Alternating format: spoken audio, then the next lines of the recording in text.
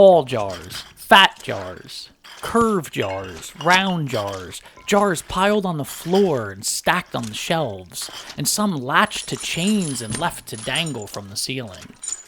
The cave was full of them, and each affixed with a metal label, none of which I could translate.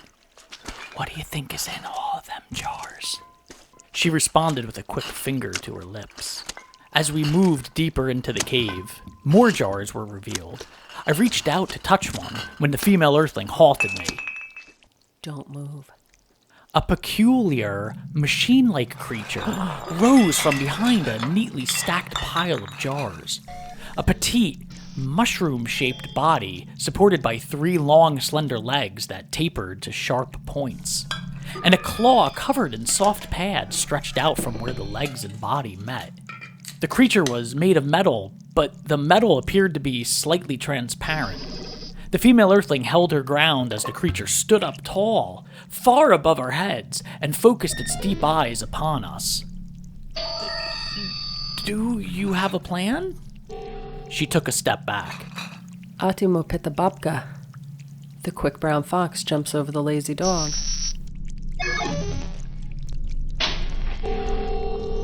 The robotic creature crouched low. Very faint tapping sounds echoed out from its small frame. "What did you do?" "Wait." The creature studied the female Earthling intensely. Its claw opened and closed as it looked on. I wanted to flee, but the creature finally spoke with a warbled, tinny voice. "You do not belong." It chattered to the female Earthling in perfect English. "Maybe we should go." My words drew the creature's attention. It reached its padded claw out, squeezed my cheek, then let go. "You do belong," the creature said to me. Oh, well, thank you, I think. My name is Dean. "I am known as Boozar. Your language is inefficient." The creature extended one of its slender legs over a jar-filled table and stepped across the room. The female Earthling followed, but kept a safe distance. "I was told we could find a very particular item here. An old helmet." The creature carefully removed a crescent-shaped jar from off a high shelf and held it close to its small, mushroom-shaped frame. "The information you received is incorrect. Boozar collects jars for all eternities." "Do you know where we could find this helmet?" The creature paused. Clatters and clunks rang out from its tiny frame. "I lack such information."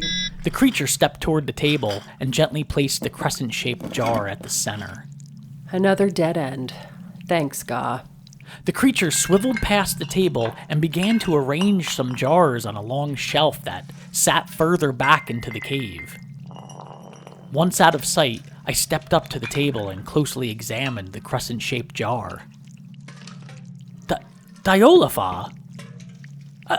I know what that means.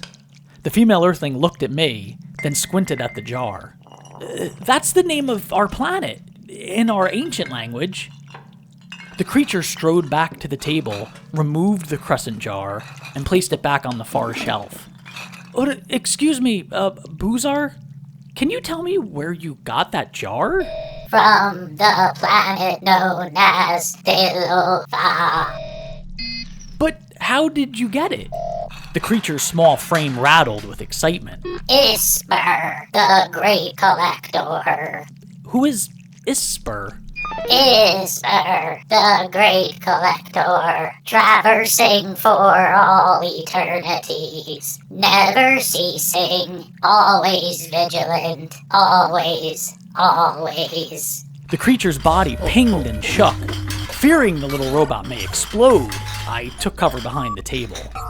And how does one find this Isper? "One does not find Isper. Isper finds you." Brilliant.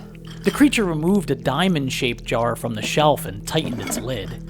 What is it that Isper collects in these jars? Isper collects the source of all life. May Isper continue his quest for all eternities and the eternities beyond. And why does he do that? They are kept in the sacred well until Junker returns. Junker shall carry the jars to the next eternity. The female Earthling scanned the shelf full of jars. Looks like they're all filled with mud and water. It all seemed so strange. A group of robots that spent all their time collecting mud-filled jars. What was the point? Probably an eccentric collector. She walked behind me and searched through a pile of jars on the floor. Kind of smart. Having robots do the work for you. Cheaper. I pitched in and helped as she continued to search the jars, even though I wasn't sure what we were looking for. After a few moments of confused searching, I headed towards the back of the cave, where the walls ran straight up further than I could see. The walls were lined with jars. So many jars, it was hard to even guess a total number. Trying to gain a better view of it all, I stepped back and stumbled, accidentally kicking a crystal blue jar across the cave floor. I scrambled to stop it from crashing into a nearby pile of jars, but failed. Luckily, the blue jar was empty, and was too late to cause an avalanche. Careful. I scooped the blue jar off the cave floor and examined it. Upon closer inspection, I could clearly see the jar was empty. In fact, it appeared to be the only empty jar in the entire cave. And it also held no label. I carefully carried the jar over and placed it on the table. The creature turned toward me, its claws clicking wildly. May I ask what this empty jar is for? For when Isper reaches the new eternity, through the great well in the sky, onto Tutsqua, that is when Isper and Junker will... The female Earthling stepped in front of me and interrupted the creature. What did you just say? Tutsqua will house the jars of knowledge for an eternity. The female Earthling slid her gloved hand over my mouth to stop me from asking any more questions. Do you know the location of Tutsqua? Nearest the planet known as Delopa, past the Ilmos asteroid cluster 5T14132.3R-81205.9, through the great well in the sky. The female Earthling slid her hand from my mouth. It's time to go. Say goodbye to your little friend. She headed towards the cave opening, leaving me alone with the creature. Okay, well, we must be going now. Thank you for... The creature bent its pointy legs and gazed deep into the room, as if in some sort of trance. This eternity is reaching an end. One jar remains. Isper's work is near completion. The female Earthling shouted from the other end of the cave. Dean, let's go. I turned to leave, then dared one more question. How does someone travel to the next eternity?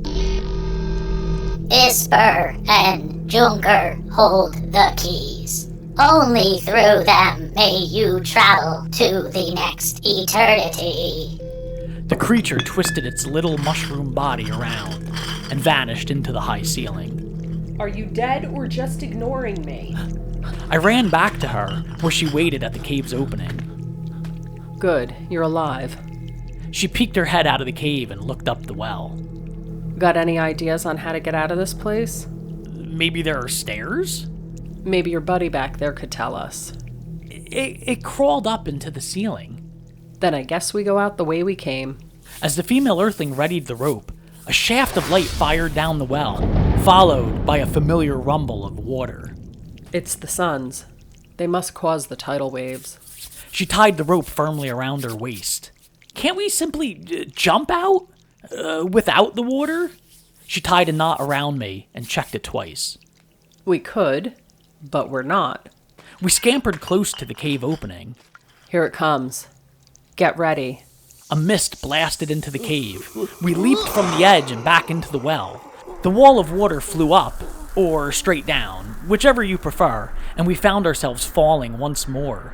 Try and stay clear when I fire the rope. We get one chance or it's back into the well. We fell for what seemed like forever, through heat, water, and darkness. Then the sky appeared. Get ready. We tumbled past the rim and into the sky. The female Earthling fired. The rope slithered through the sky, looped around the stone spire, grabbed tight, and dangled us just above the well opening. That was easy. She drew her knife, swung us back and forth a few times, and cut the rope, dropping us into the soggy grass below. I went to work on my knot as the female Earthling sloshed her way to the bikes. They're good to go. She wiped her seat off with her gloved hand. I'm confused. Was that empty jar a clue to finding the helmet? No. Well, then what was it? The robot said Tutskwa. Okay. Tutskwa is the Hopi word for Earth. What? The female Earthling hopped onto her bike and sped off toward the ship. Wait up!